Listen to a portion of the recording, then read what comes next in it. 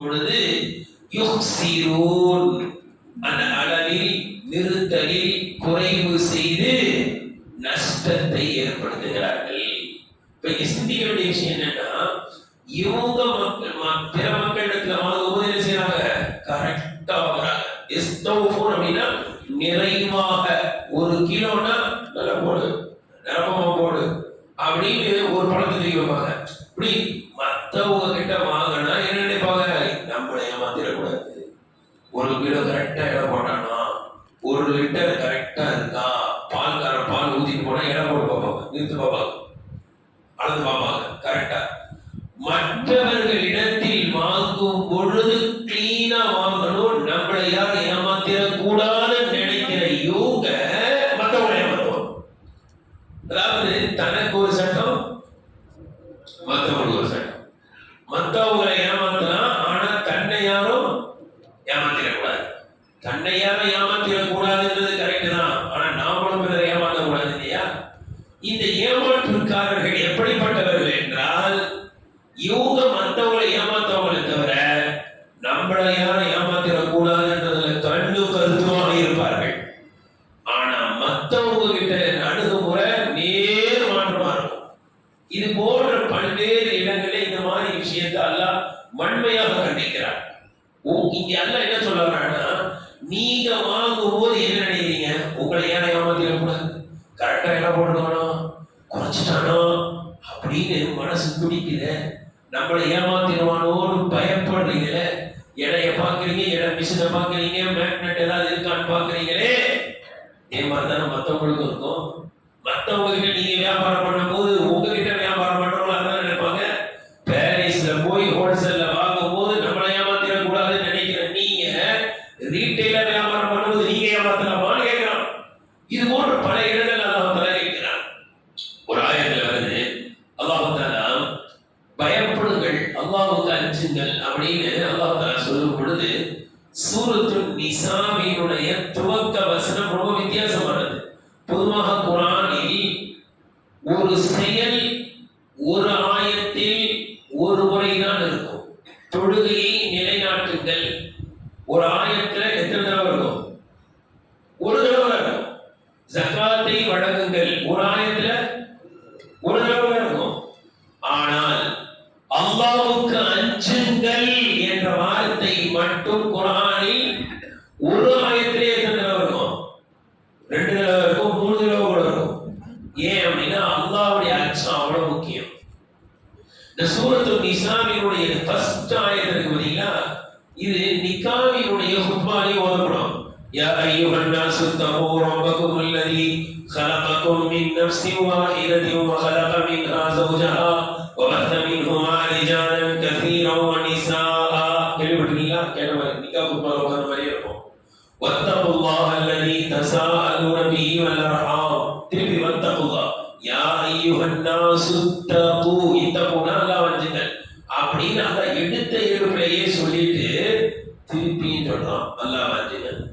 அல்லாஹ்வை அஞ்சுவது எவ்வளவு முக்கியம் என்றால் ஒரு ஆயத்துல 2 தடவை சொல்லுவோம். இதுல ரொம்ப முக்கியமா கவனிக்க வேண்டிய செய்தி என்னன்னா, இந்த 2வது தடவை சொல்றான் பாருங்க, அல்லாஹ்வை அஞ்சுங்கள், அது ரொம்ப வித்தியாசமா சொல்றான். அது என்ன?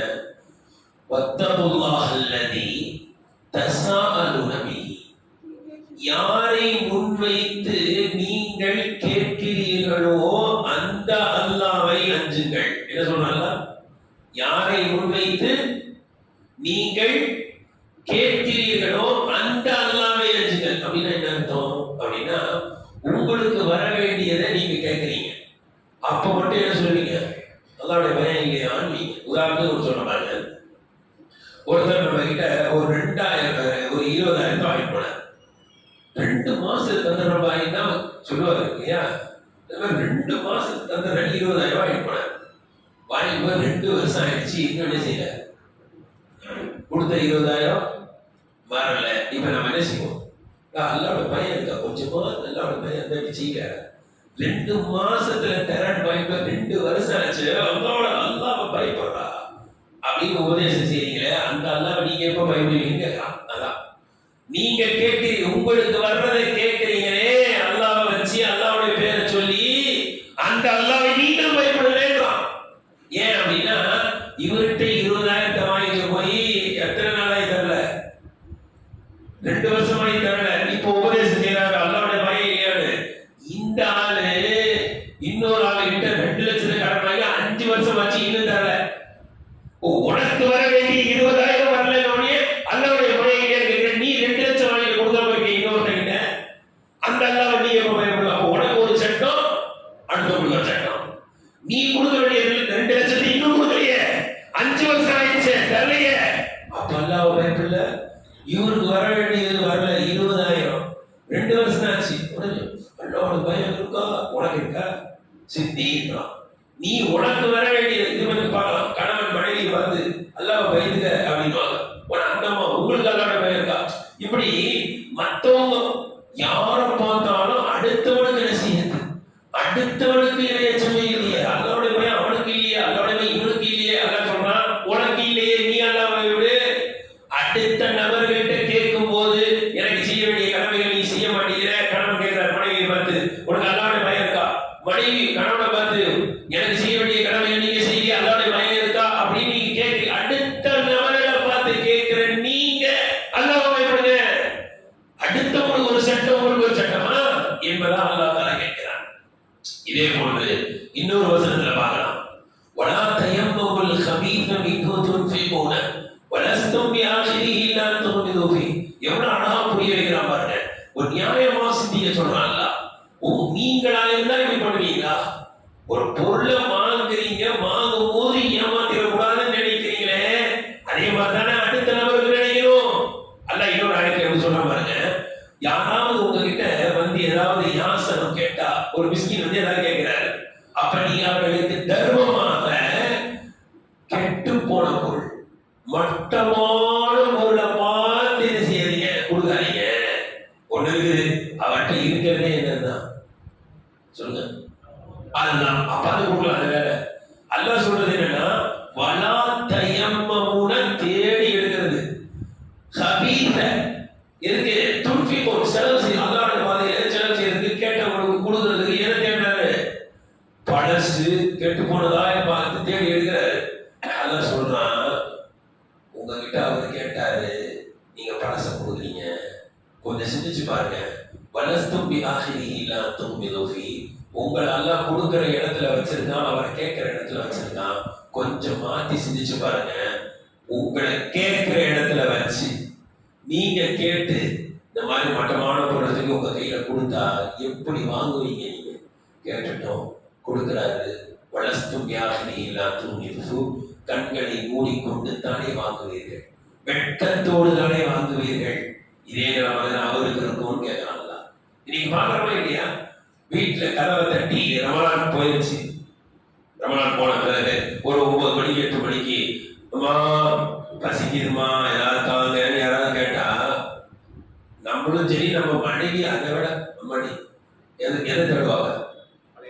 நேரத்து மீதமான பழைய சோறு இருக்கா, பாத்திமா பழசு இருக்கா? ஏன் இப்ப கைமா போட்டு சுட சுட ஒரு மக்ரோனி செஞ்சீங்களே, கைமா போட்டு சேமியா செஞ்சீங்களே, அதை கொடுக்க போனா சொல்லுமா வரவே வராது. நேரத்து உள்ள பழைய சோறு. அல்லாஹ் என்ன சொல்றான், உங்களை கொடுக்கிற ஸ்டேஜ்ல வச்சிருக்கிறனே, நீங்க மட்டமானதான் கொடுக்கணும். என்னங்க ஒரு 10 ரூபா கொடுக்கணும்னு நினைச்சா கூட, ஒரு 50 ரூபா கொடுக்கணும்னு நினைச்சா கூட நீங்க எடுக்கும் போது என்ன செய்யறாரு? அந்த 10 ரூபால புது நோட்டை உள்ள வச்சுக்கிட்டு பழைய நோட்டை கொடுக்கும். எப்படிப்பட்ட ஒரு மனோபாவம் பார்த்தீங்களா?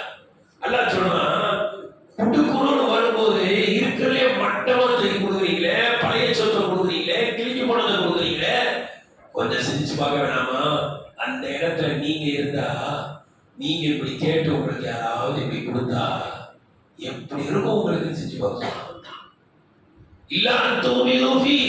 வெக்கப்பட்டு தலை குளிச்சு கண்ணை மூடிக்கிட்டு அதெல்லாம் வாங்குவீங்க.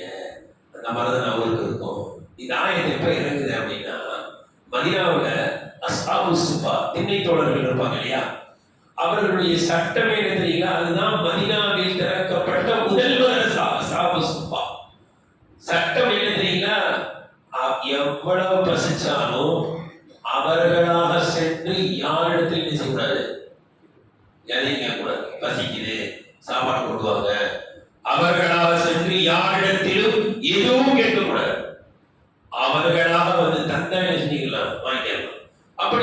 அன்சாரி தோழர்கள் என்ன செய்வாங்க, எப்பயாவது திராட்சை பேரித்தம்பழத்தினுடைய ஒரு கொலையை கொண்டு வந்து என்ன செய்வாங்க, மஸ்ஜிதுடைய தூண்ல கட்டி விட்டு போவாங்க. இந்த சஹாபாக்கள் வந்து என்ன செய்வாங்க, பிரிச்சு சாப்பிட்டு வருவாங்க. அப்படி ஒரு தடவை ஒரு நபித்தோழர் என்ன செஞ்சாரு, கொஞ்சம் மட்டமான பேரிச்சம்பழத்தை கொண்டு வந்து கட்டிட்டு போயிட்டாரு. நல்லா ஆயத்தம் மட்டமானதை கொண்டு வந்து கட்டிட்டு போறீங்களா, கொடுக்கறது நல்லா. இன்னைக்கு இருக்க நம்ம வீட்டுல 2 ரகம் பேரிச்சம்பழம் வாங்கி வச்சிருக்கோம்னு வச்சுக்கோம். ஒரு பேரிச்சம்பழம் 700 ரூபாய் 800 ரூபாய் ரேஞ்சில ஒரு 4 கிலோ வாங்கி வச்சிருக்கோம், 2 கிலோ வாங்கி வச்சிருக்கோம்னு வைங்க. ஒரு 200 ரூபா 150 ரூபால ஒரு 2 கிலோ வாங்கி வச்சிருக்கோம். ஒருத்தவங்க வந்தாங்க, மிஸ்கின்ல இல்லை, ஒரு கண்ணியமானவங்களே வச்சுக்கிறோம். நம்ம வீட்டில் சொல்றோம், நீங்க பேரிச்சம்பழம் வேண்டியதா ஒரு 1/2 கிலோ பாக்கெட்டை கொடுன்னு சொல்லுங்க. எந்த பேரிச்சம்பழத்துக்கு 700 ரூபாய் ரேஞ்சில் உள்ள பேரிச்சம்பழத்தை எடுப்பாங்களா, 200 ரூபாய் ரேஞ்சில் உள்ள பேரிச்சம்பழத்தை எடுப்பாங்க?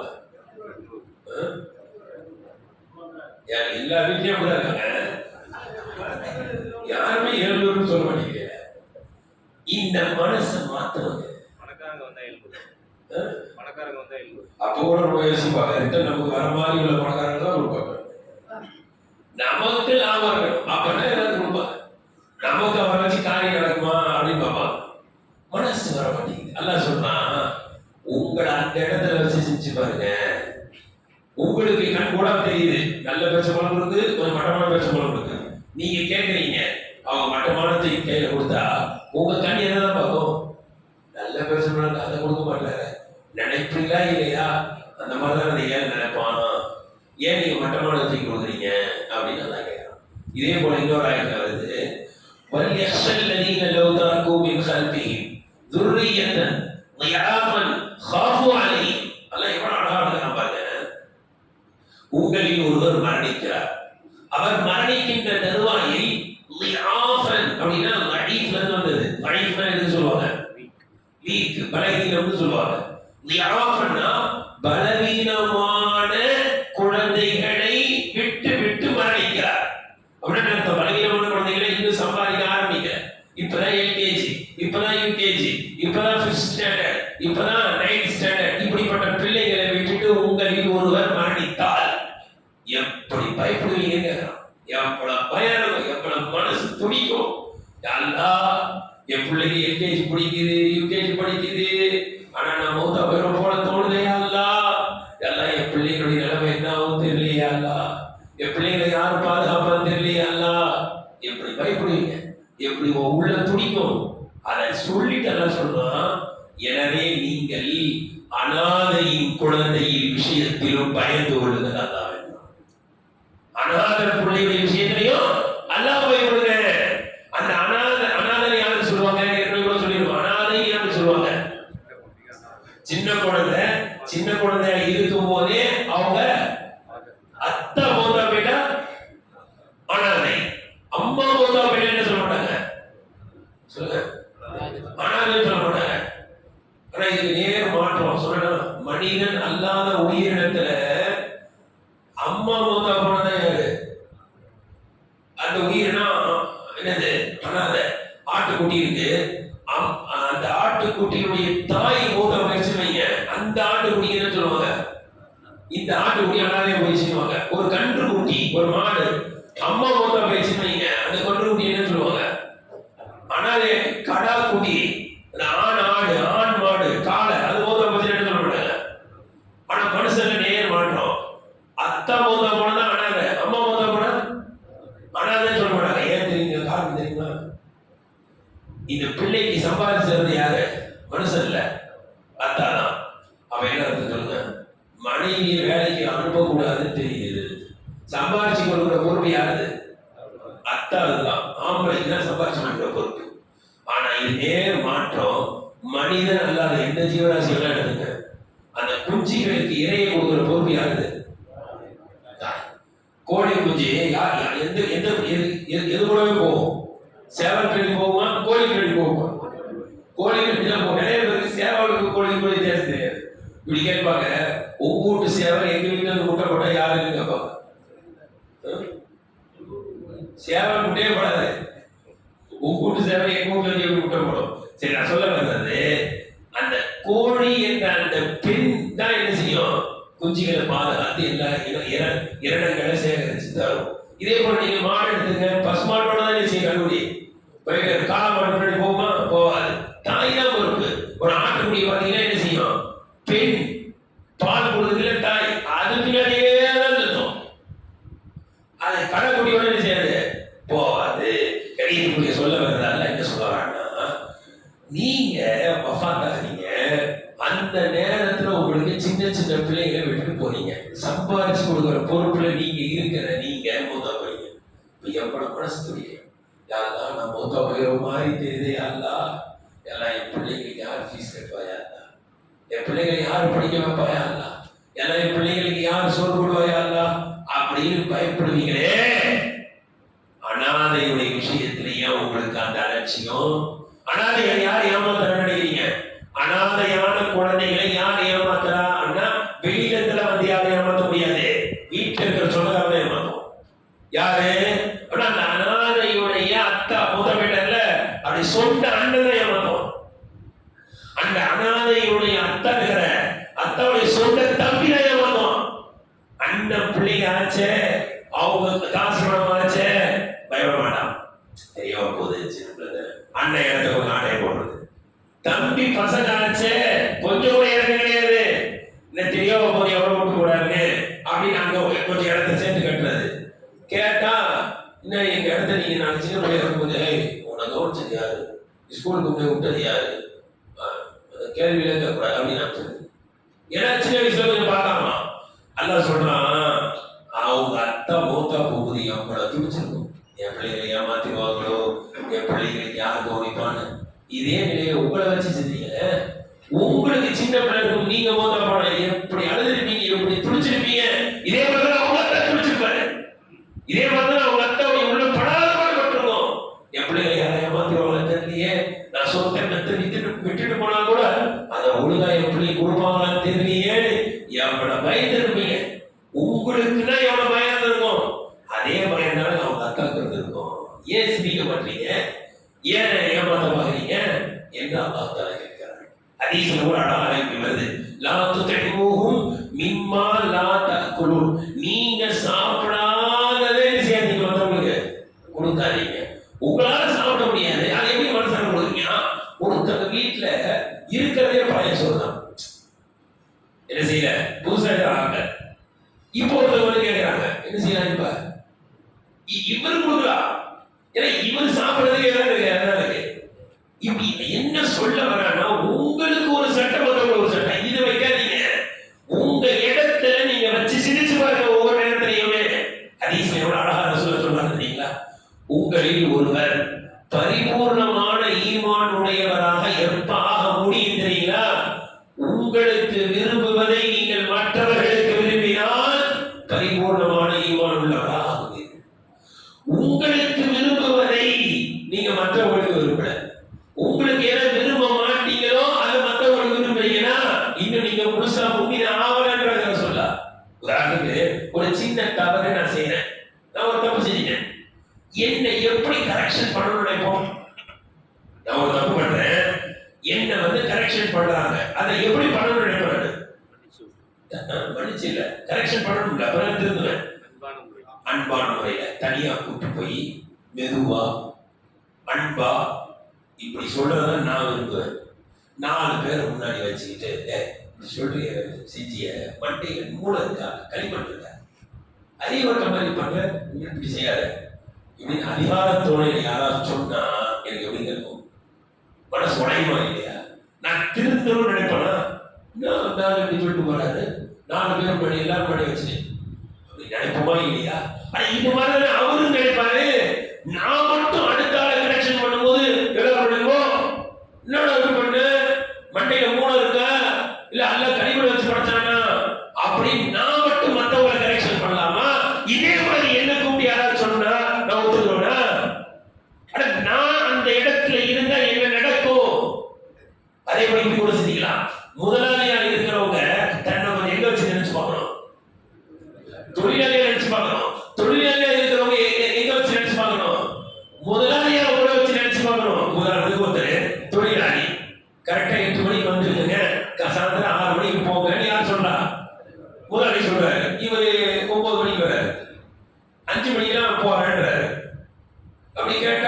திட்டாரு. இப்ப என்ன 6 மணிக்கு போக சொன்னா 5 மணிக்கு தான் போறேன்ற ஒரு மணி நேரம் கூட அப்படின்னு நினைக்கிறீங்க. இது நீங்க முதலாளியா இருந்து உங்ககிட்ட ஒருத்தர் வேலை செய்யறவரு 8 மணிக்கு வர சொன்னா 9 மணிக்கு வராரு, 6 மணிக்கு போக சொன்னா 5 மணிக்கு போறோம். நீங்க என்ன சொல்லுவீங்க? அப்படி திட்டாம 9 மணிக்கு வாங்க அப்படின்னு சொல்லுவீங்களா? 5 மணிக்கு போறவா 6 மணிக்கு போற வேண்டிய ஆளு 5 மணிக்கே போனா நீங்க முதலாளியா இருந்தா ஒத்துக்குவீங்களா? நீங்க முதலாளியா இருந்தா ஒத்துக்குவீங்களா? வேலை செய்யக்கூடியவங்களுக்கு ஒரு பிரச்சனைனா முதலாளியா இருக்கிறவங்க 1008 பிரச்சனை இருக்கு. கரண்ட் பில்ல கட்டணும், வாடகை கொடுக்கணும், இன்கம் டாக்ஸ் ஆபீசரை கவனிக்கணும், அந்த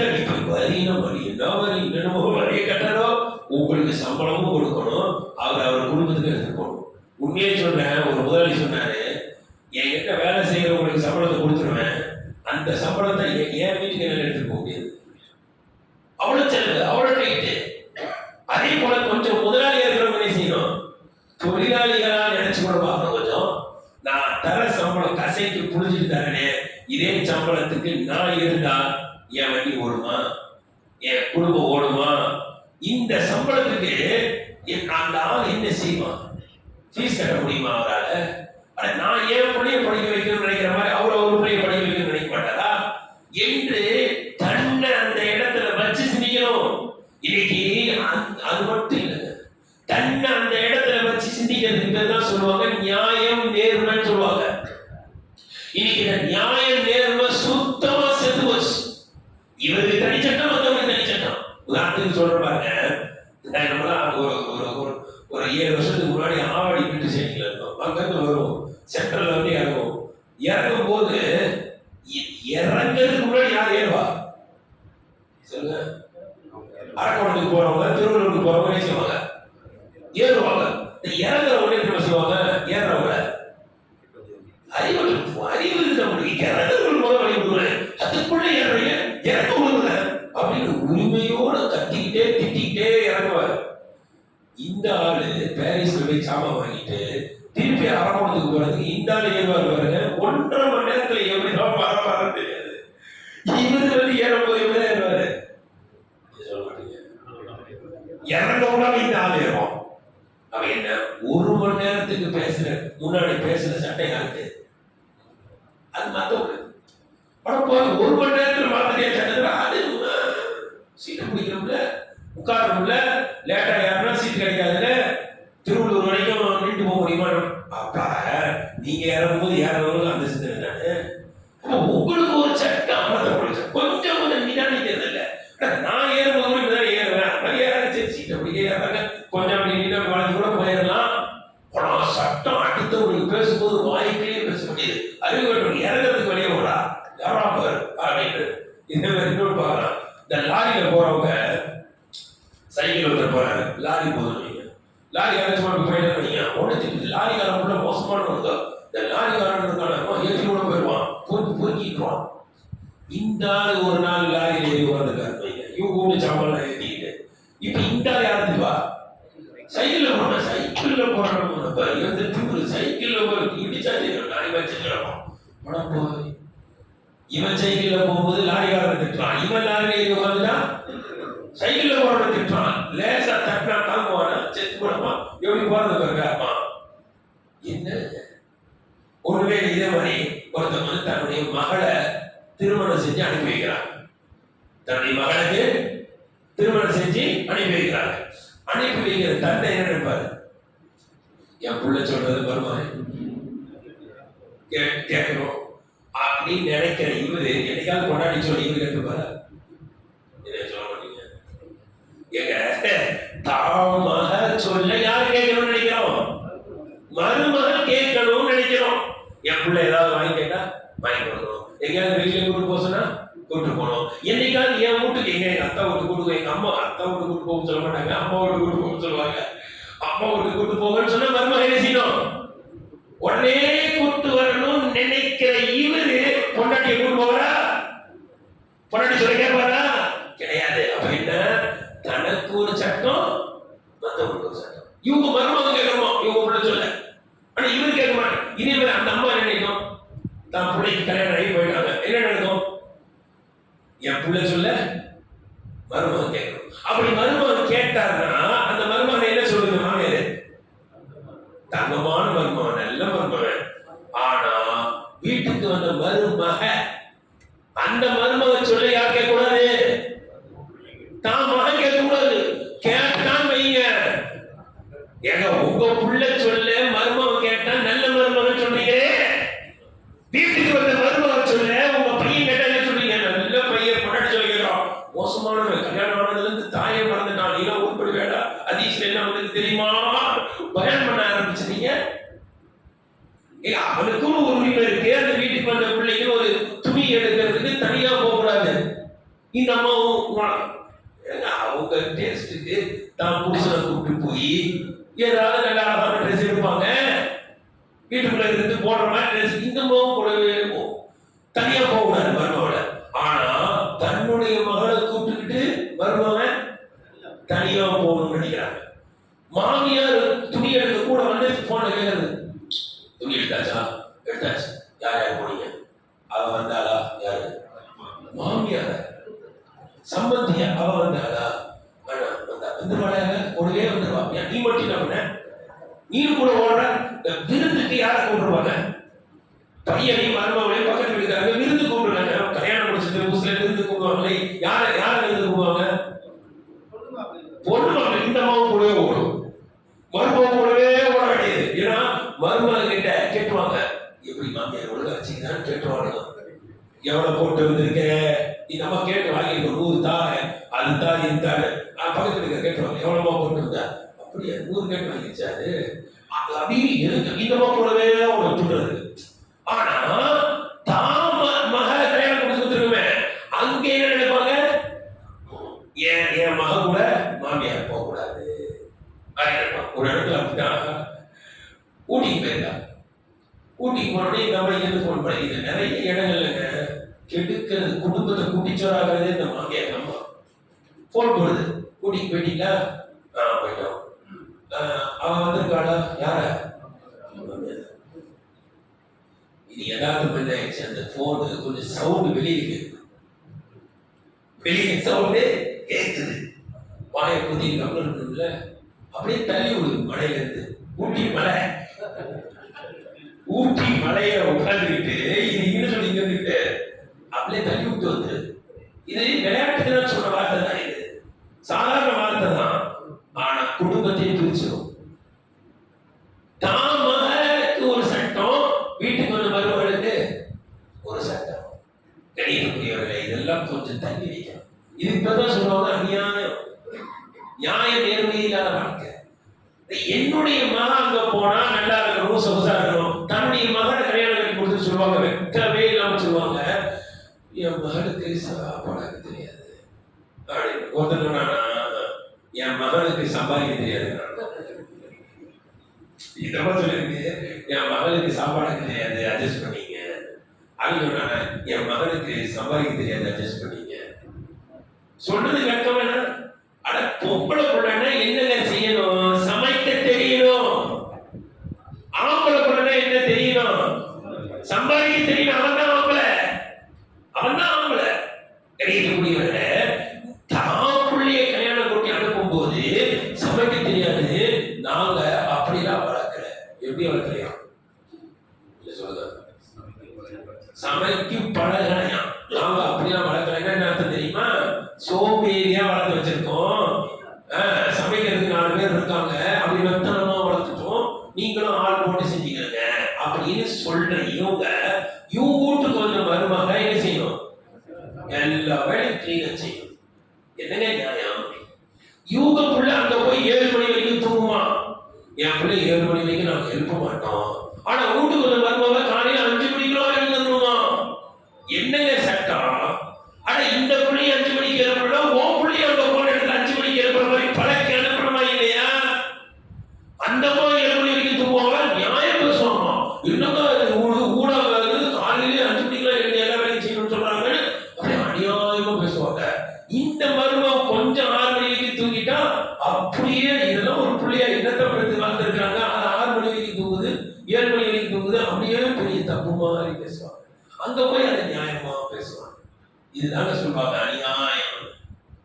கிடைக்கக்கூடியவர்கிட்ட நண்பர்களே, தயவு செய்து இந்த மாதிரி போக்கெல்லாம் தூக்கி போடணும். ஒரு நிகழ்ச்சி படித்தேன், அதை மட்டும் சொல்லி முடிச்சிடுறேன். அந்த காலத்துலாம் ஃபோன் இல்லாத காலம், லெட்டர் தானே போவோம். இங்கேருந்து ராஜஸ்தான் அந்த மாதிரிலாம் போய் போன வியாபாரிகள் இருக்காங்க. எங்க இருக்கீங்க கேட்டால் ராஜஸ்தான்ல இருக்கேன், எங்க இருக்கீங்க குஜராத்தில் இருக்கேன். இந்த மாதிரிலாம் இருக்கும்போது ஒரு நாள் கடிதம் வருது. கடை யார் போய் திறப்பானா, முதலாளி போய் என்ன செய்ய மாட்டார், ஃபர்ஸ்ட் திறக்க மாட்டார். முடிச்சு கணக்கு பண்ண தான் திறப்பாங்க. கணக்கு பண்ணி அதே ஊர்ல கூட்டு போய் அங்கே வச்சுருக்காரு. கணக்குள்ள போய் சொட்டரை திறந்தா அடியில லெட்டர் வச்சுட்டு போயிட்டான். யாரு? போஸ்ட்மேன். லெட்டர் எடுத்து படிச்சு பார்த்தா மகன் இறந்து விட்டான். ஓட ஆரம்பிச்சு அடுத்துக்கிட்டே உட்காந்துருக்காரு. கொஞ்ச நேரம் கேட்பாரு, ஏன் பாக்குறீங்க அப்படின்னு. மகன் போத போயிட்டாரு. சரிப்பா, அல்லாத பாருங்க, என்ன செய்யறது, அல்லாவுடைய நாட்டம், அல்லாவுடைய விதி, மரணம் எப்போ வரும், யாருக்கு வருமோ அது அல்லா இருந்துச்சு மாதிரி நடக்கதான் போகுது. அது நடந்துச்சு, அதுக்கே கவலைப்படுறோம். உனக்குதான் 4 பிள்ளைகள் இருக்கிறாங்களே, கவலைப்படாது, எல்லாம் சீட்டு பண்ணி முடிக்கிறாரு சொன்னாரு. என் பையனுக்கு உங்க பையன் சொன்னதுக்கு மாத்திரம் ஓட ஆரம்பிச்சாரு. எனக்கு பிள்ளைங்க எனக்கு அல்லாதீங்க. நீங்க மற்றவனுக்குன்னா பயன், மற்றவனுக்குன்னா பொறுமை. பையன் மொத்த போனா என்ன, பையன் மொத்த போனா என்ன, இவன் லீவு கட்டி எங்க போயிட போறான்னு இந்த மேல். பையன் மொத்த போனா என்ன, மௌத்தி எப்போ வருமோ வரும். அதே தானே உங்க பையனுக்கும் மௌத்தி எப்போ வருமோ வந்துருக்குது. முத்தம் முந்தாடு பெரியவங்க எல்லாமே இவர் பையனுக்கு என்னவோ அதான் அவங்க பையனுக்கும். ஆனா பேச பத்தியில அடுத்தவங்க புள்ள மொத்தா போனா வேற மாதிரி பேசுறது, தான் புள்ள தெரிஞ்சவனே வேற மாதிரி பேசுறது. அது வருது. கணியத்துக்குரிய தயவு செய்து ஒவ்வொரு விஷயத்திலையும் தன் அங்க கொஞ்சம் நினைச்சுப்பாரு. இந்த நிலைமை எனக்கு இருந்தா நான் என்ன செய்வேன். ஒவ்வொரு இடத்துலையுமே உங்க வீட்டுக்கு மருமகனா இருக்கட்டும், உங்க வீட்டுக்கு மருமகளா இருக்கட்டும், உங்க வீட்டு வேலை செய்யக்கூடியவங்களா இருக்கட்டும், வரக்கூடிய மிஸ்கீனா இருக்கட்டும், யாரா இருந்தாலும் சரி, எனக்கு அந்த நிலைமை வந்தா இங்க இருக்கும். என்ன வழியா நடந்து தெரியல, ஸ்கூட்டர்ல மோதிட்டு இடிச்சு விட்டு அவன் போய் சண்டை வருவோம். நினைச்சு பாக்குறேன். இல்ல இதுல நான் அதாவது கொஞ்சம் சிந்திக்கணும். சண்டைக்கு போறோன்னு இத மாதிரி நம்ம தான் இடிச்சோம். இந்த மாதிரி நம்ம வண்டியை இடிச்சாலும் சண்டைக்கு போவோமா? நியாயம் தப்பமா இல்லையா? அதாவது ராங் ரூட்ல முறைப்பாக போறோம். நம்ம அவனுக்கே தெரியாது யார் ராங் ரூட்ல வந்திருக்காங்க.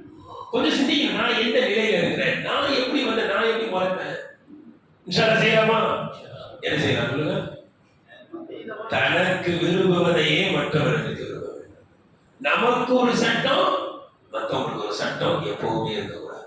எல்லா நேரத்திலையுமே நியாயம், நேர்மை நம்முடைய சிந்தனையில் இருந்து கொண்டே இருக்க வேண்டும். அல்லாஹ் தஆலா நம் அனைவர்களையும் அல்லாஹ் தஆலா நீதமானவர்களாக, நியாயமானவர்களாக, மிகச்சிறந்த நற்குணம் படைத்தவர்களாக அல்லாஹ் அருள் செய்வானாக.